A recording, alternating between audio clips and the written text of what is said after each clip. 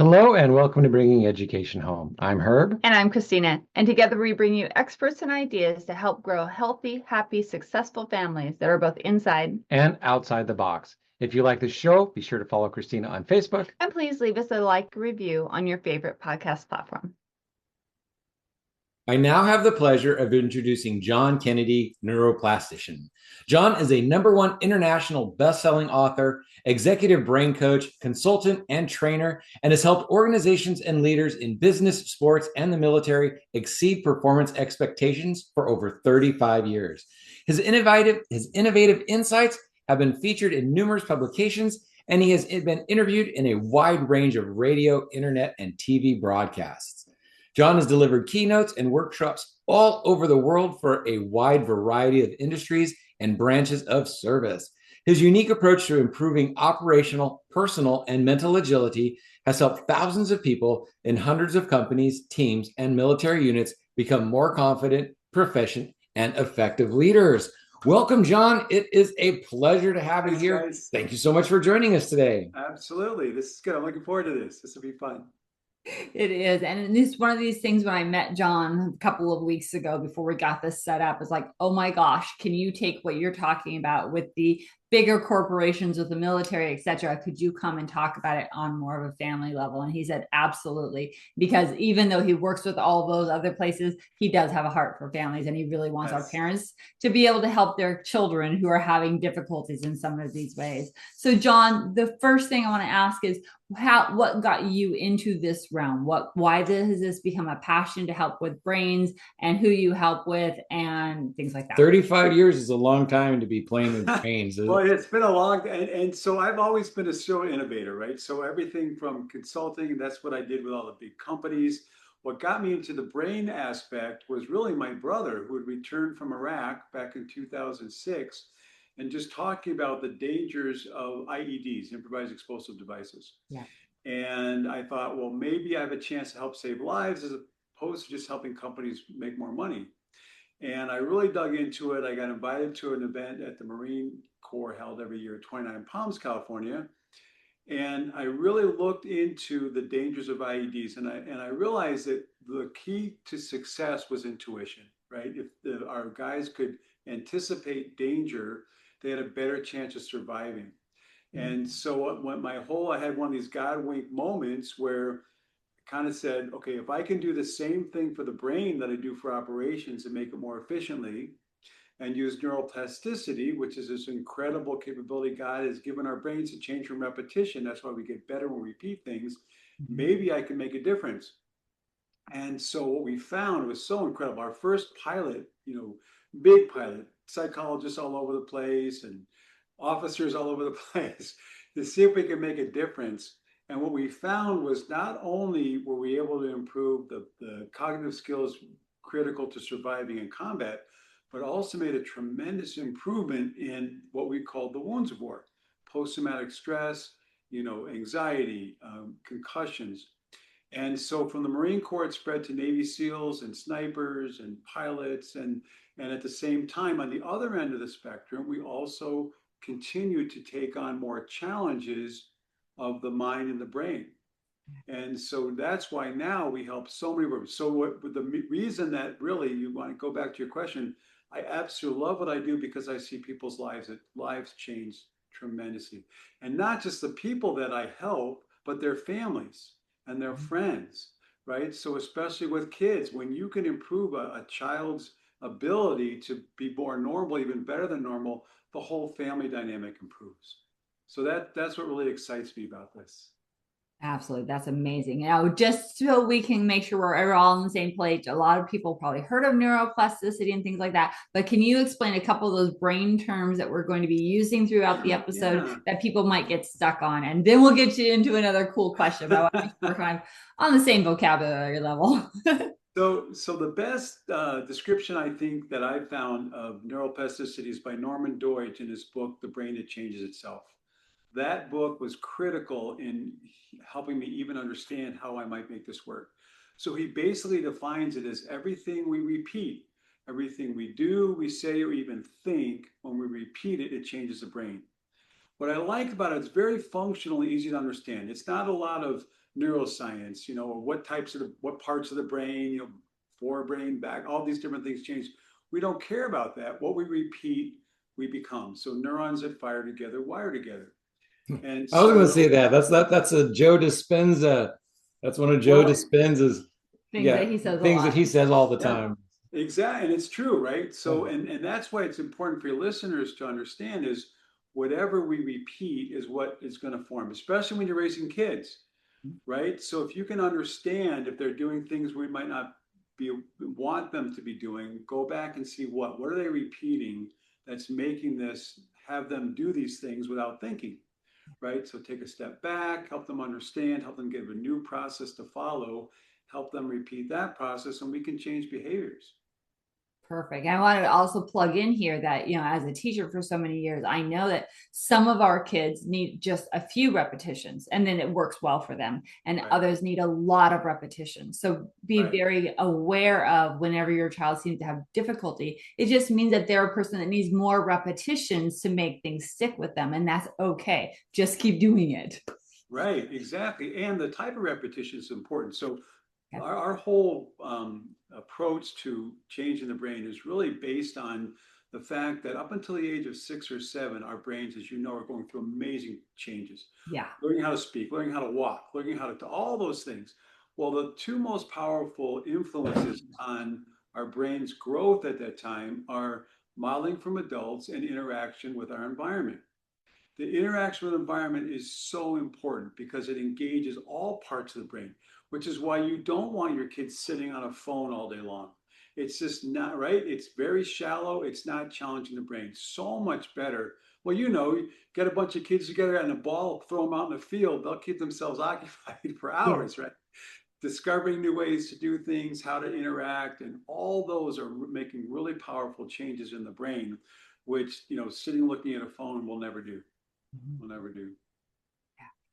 Absolutely. Matter of fact, I just saw an article, a study that was released, and this study has been working over the last 20 years, and you may have seen it, but that the white matter that's in the brain, if I'm remembering this right, is actually super important, but it's decreasing the more they see kids on technology, unfortunately. Yeah. The myelin. It's something parents really need to pay attention to. Yes, exactly. And I remember, it's so ironic how things change. I remember many years ago, some dad made a big deal because he said a book is a broken iPad, right? And I'm like, no, you got it backwards, right? So the digital is good for content, right? You can learn content, but as far as, even the fact of kids when they're young, when you read, it's so important to read to kids. Because even if they don't know what you're saying, they're modeling it. And what kids will do with babies, they'll start repeating, they'll make up their own words, right? Yep. But they're doing that. But when they're doing a book, you're holding it in your hand, you're scanning, you're using all parts of your brain to do something simple, as opposed to, yeah, exactly, right. Little kids are so cool when they do that. Because the more parts of our brain that we engage, the stronger those connections happen. Yeah, I learned to read before I went to school because my mom read to me, and we had these little books and they'd go ding, and then you would turn the page so you could keep up with the pictures. And then one day I realized that I was reading the book. So it wasn't something that is like, oh, hey, wow, look, I can read. Kind of, it surprised me. Yeah. Right. Absolutely. And it was because I had it in my hands. I was playing with it all the time. I was listening to it. There were so many modes. And my mom read to us. And that's so important, that modeling from us. So another thing that parents need to realize is you can put your kids on a book, but if the mom or dad is always on a phone, that's what they're modeling. Yeah. Right? Because kids want to model their parents or their other influences in their lives. And so it's so important for us to control our own, impulses or behaviors to set that good example for our kids. That it actually kind of brought up something funny because my mom would usually stop at a part of the book right where we wanted them to keep going. And it's like, whoa. So it's like, oh, I should do that. It's like, oh, you want to keep going? Do it yourself. Learn how to read. If you're not going to learn how to read, you got to wait till I'm ready to it. So Even as a teacher, I would do that every once in a while. I get to kind of a really good part in the book. It's like, oh, guys, we're out of time. And then I'll be begging. It's like, please keep going. Can't we have just 5 more minutes of story time? Right. Right.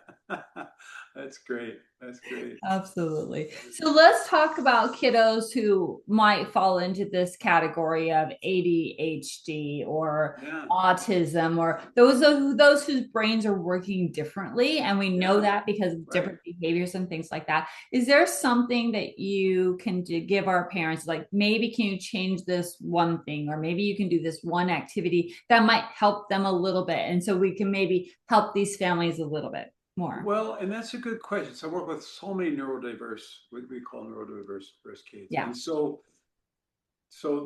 my experience is mainly from our program that we developed. And maybe parents could do something with it. But the reason it's so effective for any neurodiversity is it's very, very simple, but it makes the brain work really, really hard to accomplish it. Okay. So a lot of times, like ADHD or autism, whatever, they can get overwhelmed and so forth. But when you give our brains will always try to do what we ask it to do until it can't do it anymore. And so our exercises basically are so simple. They're just symbols that a 5-year-old, in fact, my daughter was 5 when I developed this for the Marine Corps. And when you do these simple, very simple symbols, your brain has to work really hard to do the way we ask it to do. So that's why so much, and in order to do it, you have to focus. So that's why it helps ADHD. With autism, it kind of opens up all parts of the brain to extend that. With autism, the common theme is it's a filtering issue, right? So if you can't filter, that's what they want to do. They want to shut down. So we've had tremendous success with this, just breaking through that filtering. I'm trying to describe it in a way that your listeners could do without taking my program, right? So I don't want to right, exactly. But basically, something simple, even as far as reading a book, and having them just if they can read, great. If they can't read, or even if they're nonverbal, if they can try to mouth the words, right? So what they're doing is they're imitating you. Right. They're mouthing the words. In fact, we're working right now with an 8-year-old autistic boy, and he's nonverbal, but there are certain symbols that he knows, he likes. In fact, one of them are these little dolls that represent emotions. He can identify those, and he knows his colors. Yeah. Anytime you can get your kids to make 2 different decisions from the same symbol, sounds so simple, but it involves different parts of the brain. And even if they're nonverbal, if they can start trying to speak, they're starting to make those connections stronger. And with neuroplasticity, the more we push ourselves, the more everything before that becomes easier. And so that's why it's a continuous pushing a little bit, never so hard it gets discouraging, but always a little bit harder, so the brain will change to handle the load that we're giving it. I love that. Yeah. Because and we do that with kids a lot, right? It's like, here's the first step. Awesome. Now that you have first step, now do step 1 and step 2. And then as they get older, now here's step 1, 2, 3. Let's do that together. Right. And along those lines, one thing, and research has supported this, it's interesting that as your child gets better, you don't want to praise them for the results. You want to praise them for the effort. Yes. Right? Because then they think, if they don't get the praise for the results, they think they're not doing well. But if you praise them for the effort, then they're going to want to keep trying. Even if they fail, right? They're going to continue to try to get better at whatever you're asking them to do. Yeah. So I've been trying to train myself with that for the last several years. And if you can get your kids to do it, way better than trying to... Their neuroplasticity when they're young is it's like Play-Doh. The older it gets, it's still plastic, but it's sometimes a little harder. So some of the stuff that you're talking about is like, it's so easy to say, but then to actually implement that in your life. Yes, and exactly. So in the starting slow, it is like not pushing yourself, backing up. That in our day and age, in our microwave day and age where we want everything now, it's like, new development. Right. Okay, I choose this new habit. Boom. It's like, I don't have it. Oh, well. So how do we start? How do we get through that resistance to actually continue the repetitions through the resistance until we develop that habit? Well, it's a good question. I think part of it is you want to have it a successive series of events. So, and that, because then if you can anticipate something, if you're not quite sure of it, it's not too hard, but enough you might be able, then there's a dopamine release, right? So the anticipation, and then when you accomplish it, there's endorphins. So you can feel really good with micro steps and keep pushing. So it's interesting. It's the same thing with habits. So if one of the, so I developed a way to help anybody change any habit in 30 minutes or less, not 30 days. But in order to do that, we have to use the principles of neuroplasticity. So in order, if you want to make a real change in your life, you have to engage all parts of your body with your brain that are involved in what that habit wants to be or what you want it to do. Because as long as our brain is focused on making decisions, the more parts of the body uses at the same time, the stronger all those connections to the body get. And so it just makes it easier to continue to proceed, to progress. There we go.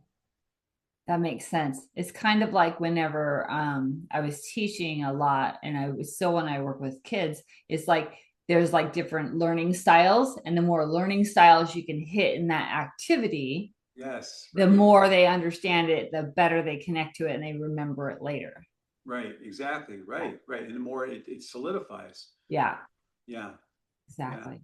Yeah. Yeah, I took a memory course and on memorizing names, and it's like there was like 8 different ways to do it. And so like you would write it down, you would sing it in a song in your head, you would use visuals. So there was like several different things. Yeah. And as you developed it, you could like narrow it down into the few that worked for you. But one that kind of like, even if you like invisibly draw the name, it helps cement names in your head. Right. And still a challenge with me. And you got a lot better at it. And I'm a little better. I guess, yeah, one of the things you were talking about is like, those micro steps, those little steps, and, having the kids be kind of intrinsically motivated. One of the key words that I use with my kids all the time was yet. I just haven't mastered it yet, or I just can't do it all yet, because that triggers the brain to say, I'm working on it, right? It doesn't have to be perfect right now. Very good. Yeah, no, that's a great, and just to internalize that concept. Not yet. Keep going, right? But not yet. Oh, that's great. Yeah. Very good. Yeah, there's a lot of stuff that I'm trying so hard not to make this about me, because all of the stuff you're talking about is stuff that I'm implementing in my life, trying to put myself back together would be a good way to put it. So it's like all of this stuff, and I'm developing new habits, and I'm running into these resistances, and I'm noticing, and I'm putting a little interrupt in place, and that little interrupt the next time makes it easier to make that interrupt. So all of the stuff you're talking, the repetition, but I've also, with the brain damage, lost my sense of time. So if I did something today, then it's like, great, then that's my new baseline, because I don't remember before that. And if I go backwards, and every like half a step backwards seems like I'm losing a lot, even though I'm way farther ahead. So there's interesting aspects to what you're talking about. But I talk with lots of other people who have these same, they're just not quite as intimately aware of it as I am at the moment, because of how hyper-focused. You have to be on how hyper-focused I kind of have to be right now. Right. Well, it's interesting you mentioned the pause, because the pause is a very important, especially for kids, a very important concept to integrate into what's happening. So one of the ways we use pauses is when you can pause and then you think ahead of like the next 3 to 5 things you have to do. Right. And so you put in your mind first, and then you go ahead and you do it, and you want to match them up. Right. It's even like kids, even if you're watching like a movie or something, right, with your kids, you can say, okay, who do you think the bad guy is? What do you think is going to happen at the end? How is it going to get there? And so they have to start now looking ahead, anticipating what's going to happen. And they were wrong. They're wrong. Doesn't matter. It's only a movie, right? But over time, they can start to match that up with reality, and it improves their ability to sequence, to look ahead, the order of things, as opposed to just everything ad hoc, right? Because a lot of times kids, they just, whatever happens. So you want them to think ahead and try to follow what it's in their mind. And then over time, that becomes more and more accurate with practice. Yeah, Christina doesn't like it when I do that because she thinks I'm spoiling the movie. And it's like, no, it's just, this is the trajectory with all the stuff that's happened so far. It's going to go this way, and then it does. And she goes, how do you know that? And it's like, it just makes sense. Well, you can write it down. The movie and you already know the answer. So that's why I say you're spoiling it. Well, you could write it down, right? And then she doesn't have to see it. And at the end, you could show her, right? So yeah, I did write it down. It was like that. Oh my gosh, awesome.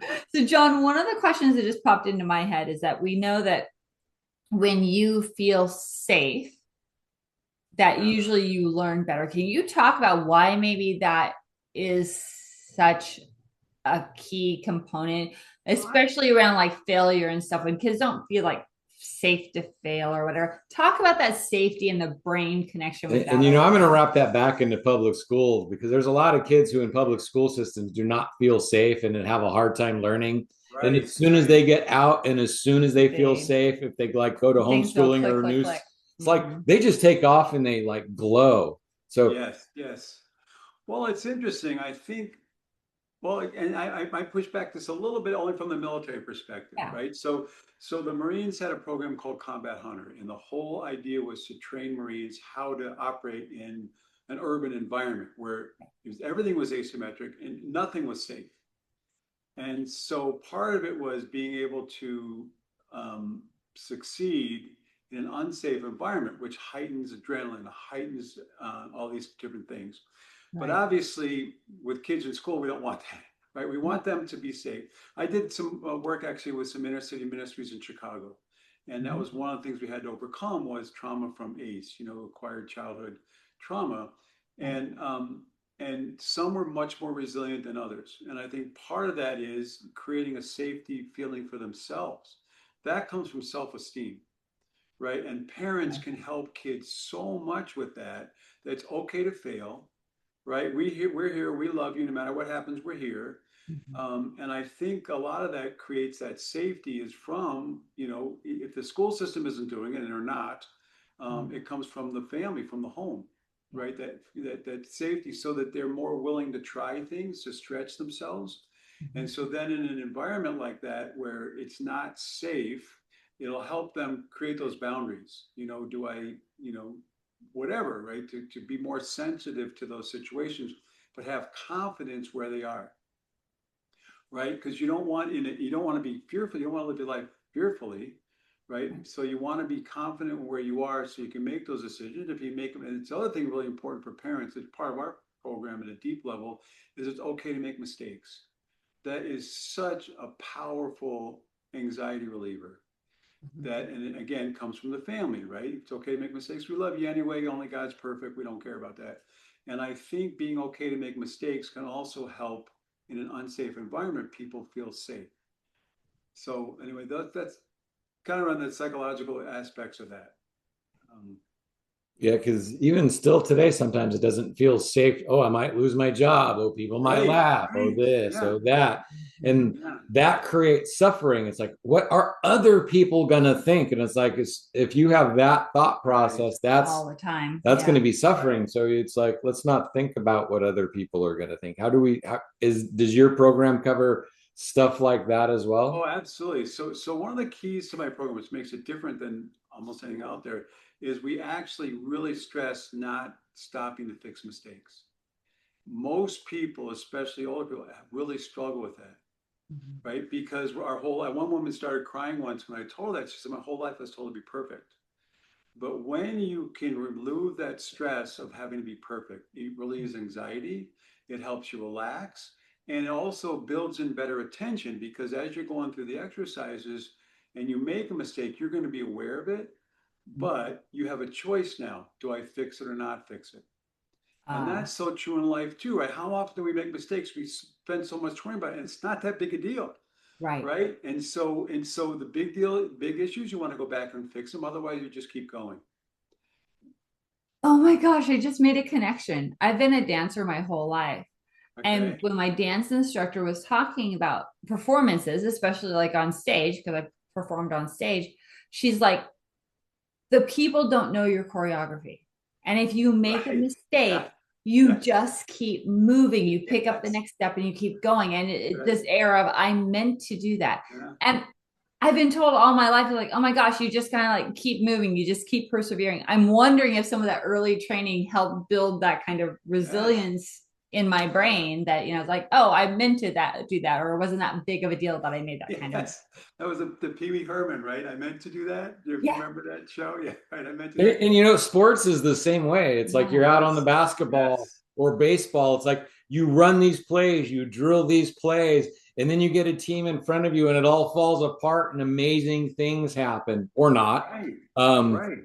but it's Right. all in the moment and that kind of, okay, well, he's there. I'm supposed to go there. Well, now I have to do this, and that kind of flexibility. Because I was also very much an athlete, which Yeah. led to a lot of the damage. The That you have. repetitive concussive trauma is what the brain scan said, because it wasn't all at once. It was Well, and again, I work with a lot of athletes. There's Yeah. a college women's team I'm working in now. One of my favorite, I think I told you, my top quarterback in the Canadian Football League. One of my all-time favorites. I was on a session with her this morning, Kat Perez, who's one of the top women goalies in the world. And so what happens is when you free yourself from that worrying about mistakes, then it's not only not worrying about the mistake, it's also getting back in the game. Mm-hmm. Right. So if you're playing basketball, the ball gets stolen. Are you going to sit there and worry about it, or are you going to have a strategy to get back in the game and recover? Right. And yeah. There's no thinking about it. You just move. It's like it's drilled into you. Right. But if you don't have it drilled into you, you have to learn that. Right. Well, exactly. And that's where the neuroplasticity, the practice comes in. Yeah. And that's why. So one of the things with my program is we take I don't know how many years of it, and we compress it to a very short amount of time. And so in that very short amount of time, again, it's hard to describe. You're going to go through it, or I got to take it through it. We're going to get into I'm looking forward to it. Really, Yeah. really, I am. There's a lot of things that I'm doing right now all around this.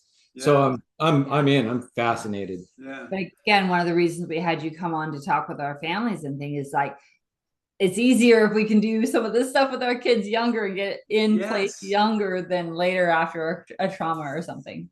Well, that's why I actually reconnected. I can't remember, Linda, I think was her name, right? To deal with the very early kids. Yeah. So we've reconnected. I sent her some stuff. It's amazing that parents realize this, how much of an influence they can have on kids from as soon as they're born. Yeah. Right. You can start developing some of these cognitive skills at that age. It's going to be with them for the rest of their lives. Yeah. Yeah. Yeah. And John's talking about Linda, who was on our summit that we just had at the end of January. So yeah, we'll be getting out clips of those and different pieces of those for people to listen to. So here's kind of maybe a controversial question, because we're talking about cognitive skills. Do these help increase your intelligence as well, or just your ability to use what you have? Oh, that's It's a good question. I think so. So our perspective on the whole cognitive skills thing is a little different than most people. So, and actually, we have when I first started this for Marine Corps, we had an assessment of 14 different cognitive skills, actually designed by Dennis Jenkins and Helga Rowe. They were for the Max Planck Institute. They were involved in very early IQ. It was a nonverbal test, right? So many IQ tests, it's always controversial. But these were very specific cognitive skills, and I've actually adopted several of those because I was a process guy into mental processes. So for example, the skills we would call cognitive skills are things like analysis and synthesis, our ability to break things down into components, and then categorization, which is our brain's ability to put them into manageable sized chunks. Okay. Classification, is it red, is it blue, what's important, what's not important. And then synthesis, which is to pull them back together to be something useful, even if it's different than we started with. Now, those processes will manifest itself in IQ tests. It will manifest themselves in anything that we do. So it's rather than trying to improve IQ, what we're doing is trying to improve very specific mental processes the brain needs or relies on to perform. And it just manifests itself in all different kinds of ways. Wow, that's cool. Yeah, because those 5 that you listed as you were listing them, it's like I do that as I'm walking around. I'll see a group of people. It's like this, and I'll arrange them like 30 or 40 different ways as I'm walking past them. It's like I can't help it. That's just the way your brain works. It just does that. I'll like walk by bananas. It's like, oh, 3, 4, 5, yellow, red, and it's like. So it's sometimes it's kind of tiring because it's like I can't. Sometimes I have trouble turning it all of that off. Well, and it's interesting because a couple more of those are pattern recognition, which is huge. You're probably really good at pattern recognition, and then abstract sequencing, where all this data has to come together to something really, really concrete. And then an extension of that is something that actually helped me get my contract with the special operations.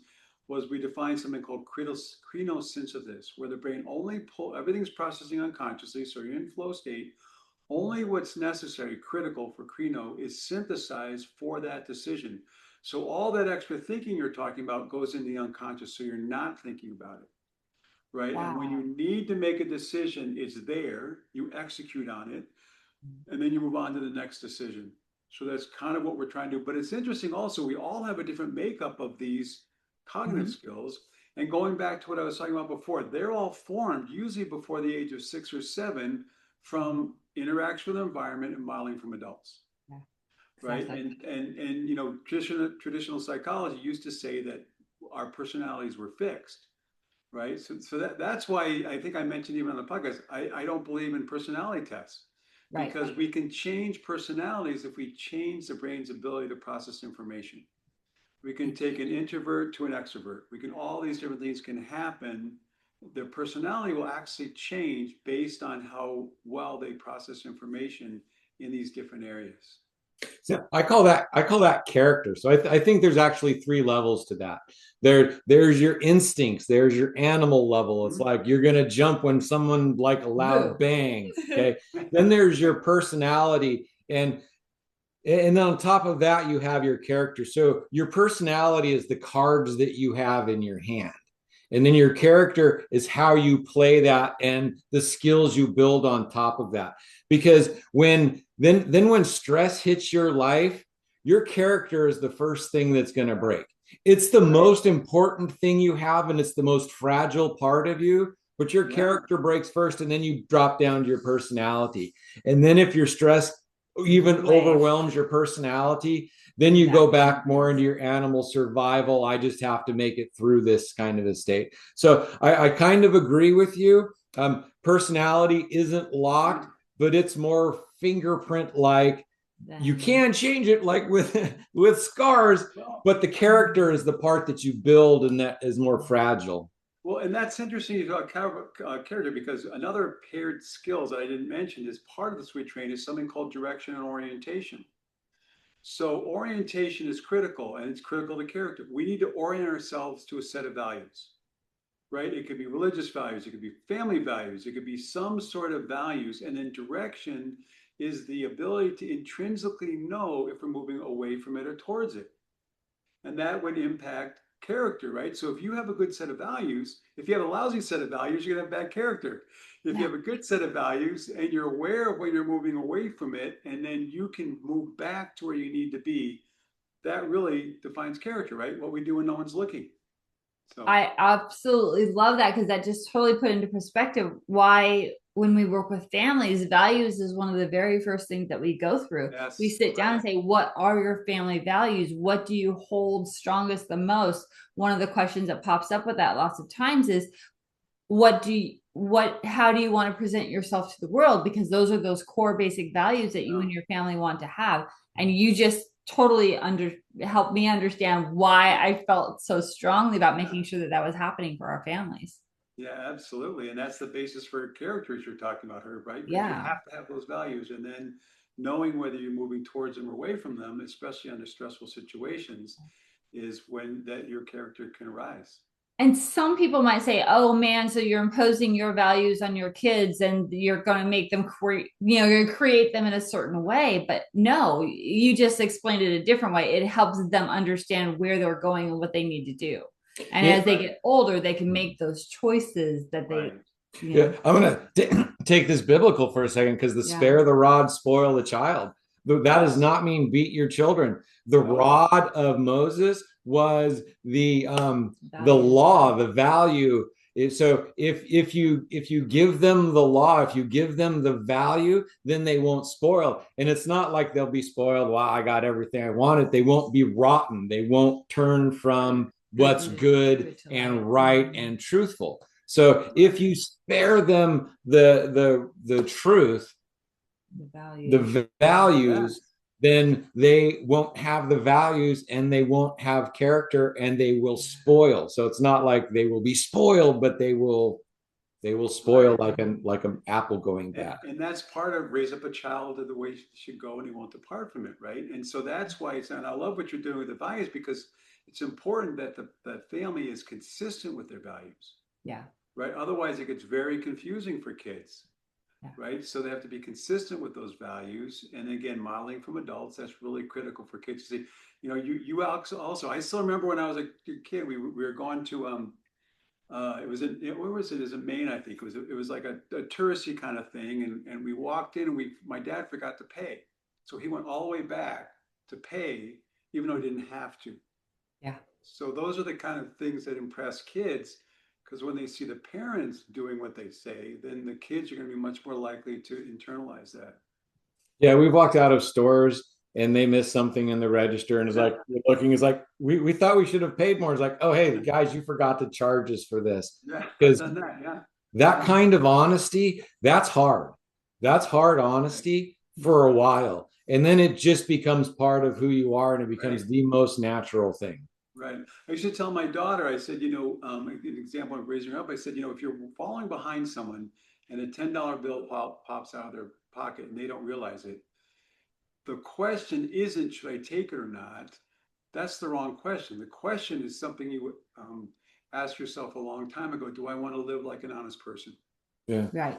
Do I yell at him or pick it up and chase him down? Hey, you dropped something. That's the question. Not an in the moment decision. It's a values decision that you make, and then that determines the in the moment decision.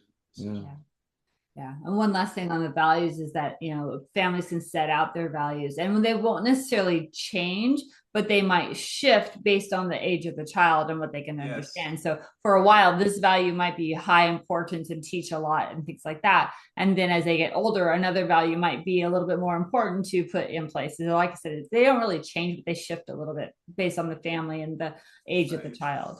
Yeah. Right. Exactly. Awesome. Oh my gosh, this has been an excellent conversation. What have we not covered that you were hoping we would cover today? Was there something that you had written down like, I really want to make sure I say this while I'm on the podcast? I think just from my experience with neuroplasticity, and I've been doing this now for almost 20 years, and I just want parents to have hope, right? Mm-hmm. So there is hope for your kids or for your family, no matter what the struggle is. Mm-hmm. If they can figure out what it is and define what you want to happen, repeat it, make it happen. There's hope for kids, whatever they're struggling with, families. If they can define it, repeat it, make it part of their lifestyle, it can change. They can change their family. Oh, I love that, because we have so many families like, oh, my child is, so far down on skills, or my child is so dysregulated. Having that little bit of hope that, thank you. That's beautiful. Yeah. Of course. Tell our audience how they can get a hold of you, or what is important information for them to help make differences in their family and lives. So we're in the process of rebranding. But right now, the best way to get a hold of me is just my email, john@combatbraintraining.com. So it's combat brain training because it was developed for the military, right? Yeah. So we're kind of rebranding. We're going to have whole new names and everything that don't sound so much like combat, but that's the best way. Combatbraintraining.com is the website. for now. We're going to have accelerated mental performance. We're going to have a number of different ones that might appeal more to people's names, but that's the best way to get hold of me. And I'd love to talk to your people. Make sure they mention the show, right? Yeah, absolutely. And be happy to answer questions for them and talk about my program, whatever else they're interested in. Perfect. And everything, of course, is down in the show notes. So, don't worry about if you didn't write that down, go click on the show notes, go click on the email address, contact John. And see, I almost want to start ramping this conversation back up because we guys kind of started hinting because the combat part of it, the military. So I suffered a series of traumatic brain injuries, and many of our military. What finally helped me was psychedelic therapies. And I ended up at a facility that helped a lot of veterans down in Mexico to go through what I went through. And what I found out was about repetitive concussive trauma because of the repetitive firing of the rifles and the big things going off around them. The sounds rattle their brains back and forth and create a repetitive trauma that pretty much destroyed lives. I know, because I went through that rebuilding process with them. How do you work the same way, or is this like I'm not even sure how to ask that. It's like, so it's hard to describe. I don't do psychedelics. I don't, but they can be very effective, right? So the way I work is the same thing, and again, you're going to experience it. But what my program does, it rewires the brain not to fix anything, but to be optimal. And that's what I love about it. So dementia, a lot of vets, I work with a lot of vets with post-traumatic stress, concussions, and so forth. And when the trauma, people with trauma, I don't fix the trauma, but we fix the symptoms. So there's so many stories from Marines who had, deployed several times. One Marine saying how he would go to dinner with his wife, she'd pour ketchup on her burger, he'd freak out because it was bringing back, triggered by the blood. And that all went away, completely went away. And so on the anger issues, a lot of brain trauma creates anger issues, that frustration, that all goes away. So we don't try to fix anything. So the program for someone, a kid with autism or someone with dementia or someone with post-traumatic stress, it's basically the same program because we're not, that's why you don't do assessments. We don't try to fix anything. We just want to train the brain to be optimal and all those symptoms go away. Yeah. Okay. It's amazing because I'm also writing a book called Warnings Trigger that's about kind of the same thing, just a different way to look at it, and about taking all of the shame and guilt out of the triggers and being able to so I'm intrigued. I'm so looking forward to working with you here. Me too. I'm looking forward to taking you through a demonstration. You have no idea what you're going to experience, right? It's so different, but you'll have fun. And audience, this is your shot as well. Contact John, especially if you have a young one, maybe you have a veteran in your life. Contact him and let him see how he can help you and your family continue to grow and change and be the best that you can be. Awesome. John, thank you for being here today. Thank you for all awesome information. This is great. Yeah, thank you so much. This has been great. And John, again, thank you for being here. So many people are out there that need the help that you have. So many people are experts and don't know how to get out there, and you're putting yourself out online. You're actually an international, you're going around the world. So you're actually doing it. You are a hero. You are out making the world a better place for other people. And that is like the highest calling. So thank you for doing what you do. Thank you for the hope that you've given me. And I'm so looking forward to meeting you, and hopefully that some parents will reach out as well, because it's like, there is stuff that can be done. So thank you for being here today. Yeah, well, thank you. Thank you for having me. Thank you for what you're doing to help families. Yeah, you're very, very welcome. All right, audience, it is time. Like, subscribe, share, tell somebody about bringing education home and help families up level to the next level. And tell somebody about John. Yes, all of that. And so making sure that we're raising those happy, healthy, and successful kids. Until next week, until next time, we will talk to you all later. Bye for now. Thanks, everybody. Hello and welcome to Bringing Education Home. I'm Herb. And I'm Christina. And together we bring you experts